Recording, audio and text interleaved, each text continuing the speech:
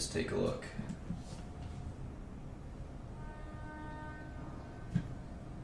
Product. Xifaxan. Xifaxan, remember, it's AN.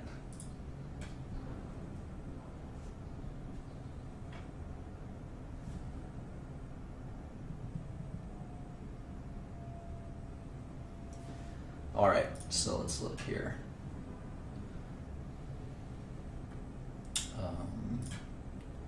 Channel.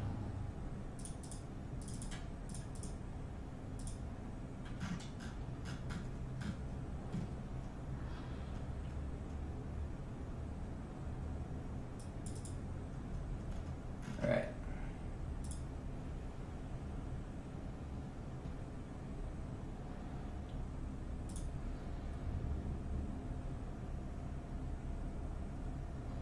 Let's take a look.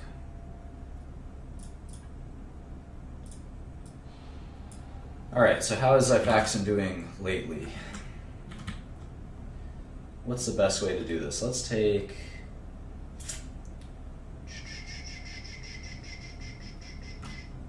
You know what? Let's do it like this.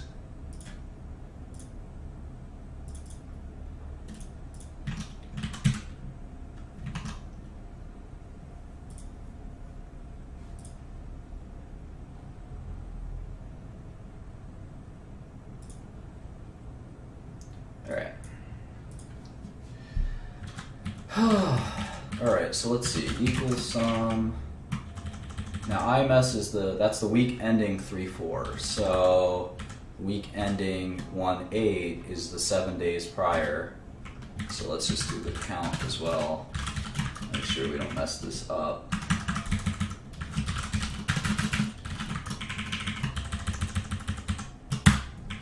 Alright, great. So 9 weeks, we have $218 million of Xifaxan.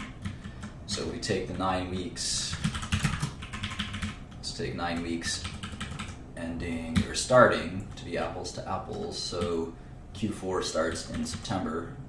No, Q4 starts in October. October, November, December, right? So this is the best apples to apples. 9. Okay, so Xifaxan grew.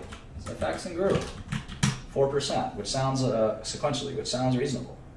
Sounds quite reasonable. And if we, in fact, let's take a 9 week moving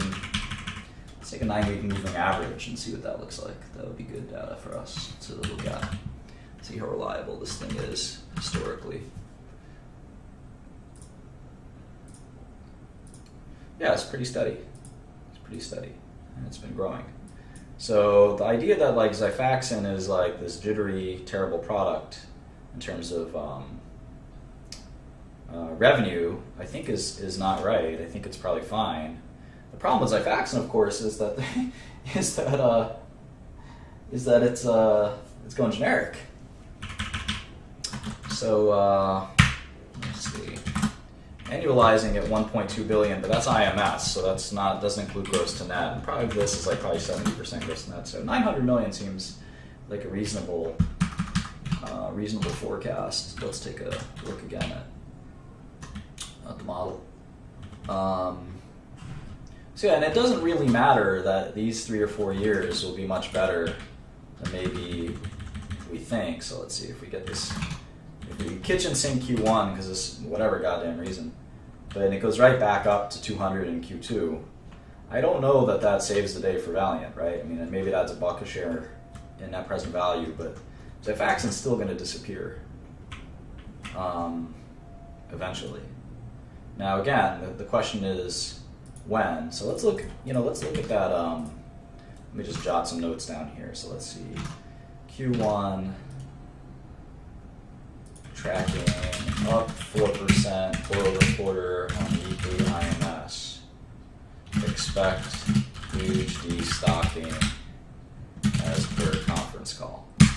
Okay, so Q2 we maybe see the rebound, maybe not. Maybe it'll happen in Q3 or Q4, but it doesn't matter. I mean, a little bit of earnings in these years doesn't make a difference to the NPV, and that makes intuitive sense. Whether this number is 700 million or 800 million or 1 million or 2 billion is not going to change the cash that shareholders will one day claim And that's sort of the way I look at businesses. Now, obviously, if the directionality of it is going to make a difference, then that's important. That's more important in tech businesses and consumer businesses. In pharma, we have usually finite ends of life cycles. So at the end of the day, life cycle matters quite a bit more than near-term revenue.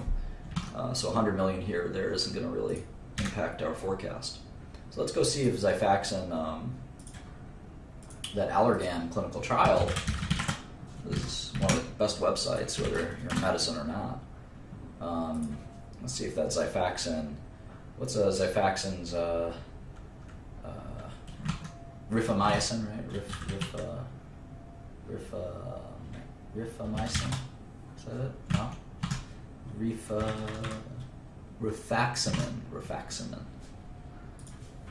Rifaximin. All right.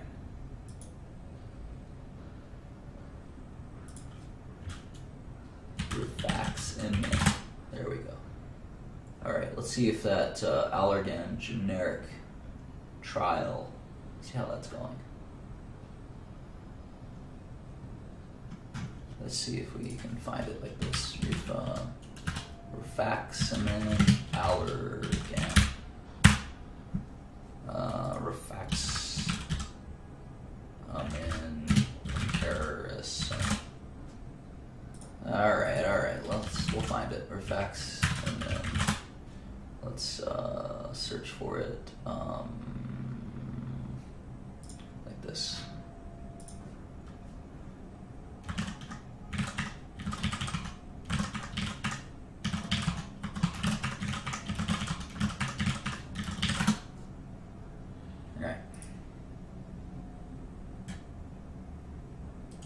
Here it is. Actavis, right, not Allergan. Oh, I was searching for Allergan. All right, so this study is currently recruiting participants.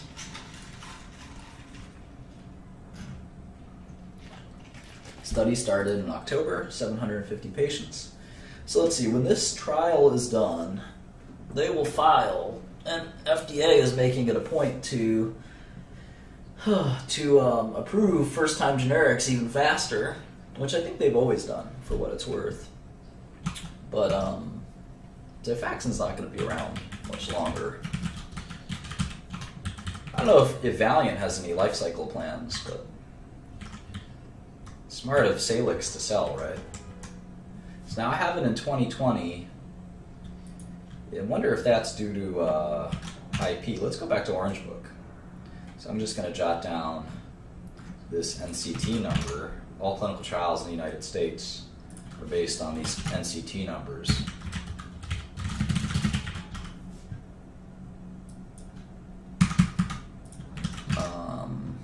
Let's go to Orange Book. Let's see if there's any BS kind of... I think there's a paragraph 4. Let's go to the paragraph for certifications, actually. Yeah, I think that's how I got the 2020. Let's take a look at the paragraph 4.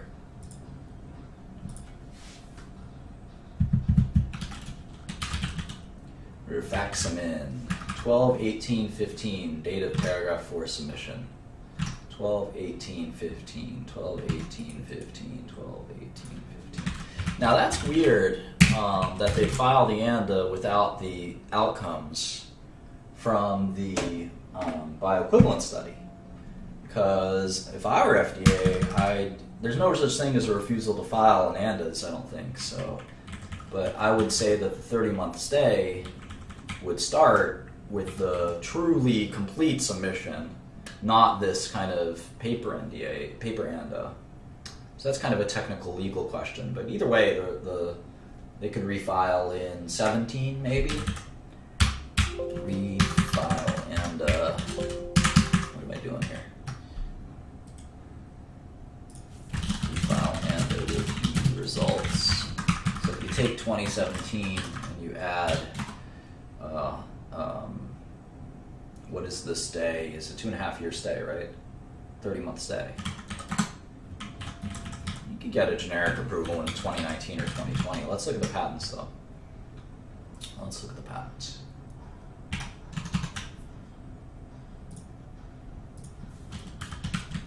I don't know that the patents are worth anything. We looked at these. We actually remember we looked at these patents. Patents are garbage. They're all polymorph patents. Polymorph patents are not useful. There's a method of use in traveler's diarrhea, which I think we can also kind of count as useless, because there's references to rifaximin usage as early as 1983. So now you can always get a settlement. But you typically aren't going to settle on a product that's at peak performance. So I think that they'll launch. And if you know anything about the relationship that Actavis and Valiant have, it's not a good one. Now, I don't think that this product goes over to the Teva portfolio. So we have to sort of think that through as well. So I think 2020 is fine. And then the question is, will there be a third or fourth? Because if it's going to be just the two of them competing on rifaximin forever, I don't know that they're going to take that much share, right?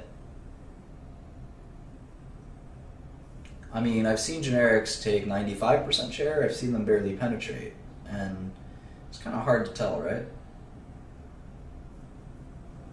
Kind of hard to tell. I would be uncomfortable putting a big terminal value, right? So I'd rather kitchen sink it than assume anything better. But maybe we should give them the benefit of the doubt for a second. Doesn't really change the situation much. Yeah, no, the IP is garbage. The IP is garbage. The IP is already... IP defeats itself, my friend.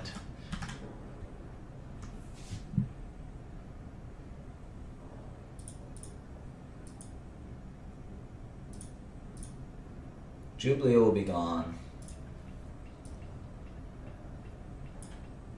So Jublia also had a terrible quarter. Do we think of Jublia as derm? Do we count that as derm? Yeah.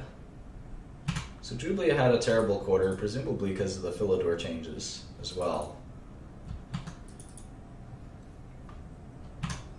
So the outlook for Jublia is pretty bad, and the NCE expires in a few years anyway. So Jublia will be basically gone. I can't see Wellbutrin still being a major... I mean, I can't see Wellbutrin's just hanging in there. It's just... I'm so skeptical of it. Alright, Xenozine's generic. Provenge, I just think the standard of care will change. Celadine is finally dying the death it's deserved for a long time. Nitropres and Lotamax will go away. Aprezo's a Salix product that is gut-based, so I don't think there'll be a generic anytime soon. Arrestin we discussed. Cupramine should disappear. Cupramine should basically disappear, so should Cyprine. Ay.